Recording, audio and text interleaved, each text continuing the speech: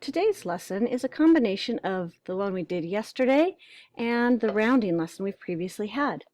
The I can for 3-2 is I can use rounding to estimate products and check if answers are reasonable. The success criteria is I will be able to solve multiplication problems with estimation. You'll need to know your single-digit multiplication facts or know how to use a multiplication chart. Multiply by 10, add a 0 to the end. This is from the lesson yesterday. We will be doing the same thing with multiplying by tens, hundreds, and thousands. So when you multiply by 10, remember that 0 kind of puts on hold, disappears for a little bit, giving us the fact 1 times 5. We know that 1 times 5 equals 5, but we have to put that 0 back on the end. So we have 50. So 10 times 5 equals 50. If you're using the multiplication chart, on this one you could easily just do a 5 and a 10 to get 50. You could also do the 5 and the 1 and then add the 0 to also get 50. So remember, when you multiply by 10, add a 0 to the end. So 20 times 5, kind of put that 0 back on hold. You have a fact of 2 times 5. 2 times 5 equals 10. When we put that 0 back on, we come up with 10, add a 0, 100, so 20 times 5 is 100.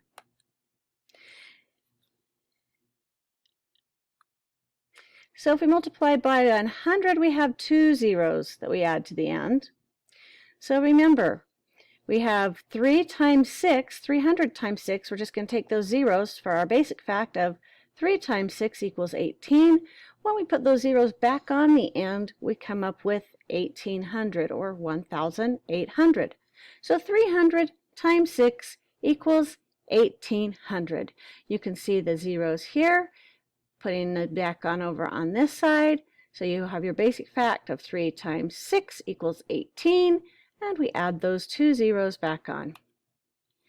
Here's the multiplication chart. You find the 6 and the 3, which are our basic facts. Together they intersect at the 18, and then we add our 2 zeros. When we do multiply by 1000, we add 3 zeros to this end, so this is the same pattern we've been following. We have 7,000 times 9. We're going to put those 3 zeros on a hold, and we have 7 times 9. 7 times 9 equals 64. We put back 3 zeros on the end, and we have 64,000. So 7,000 times 9 equals 64,000. Doing this on a multiplication chart, we use the 7 and the 9. They intersect at 63. We add the zeros and we come up with 63,000.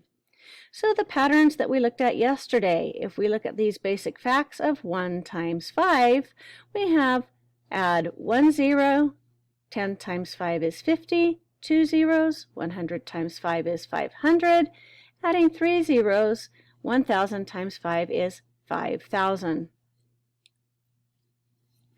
Here's the pattern using the 20 times 3 again. Once again, using the same basic fact, 2 times 3, and then adding on the correct number of zeros to the end. So today's learning intention is I can use rounding to estimate products and check if answers are reasonable. Our success criteria is I will be able to solve multiplication problems with estimation.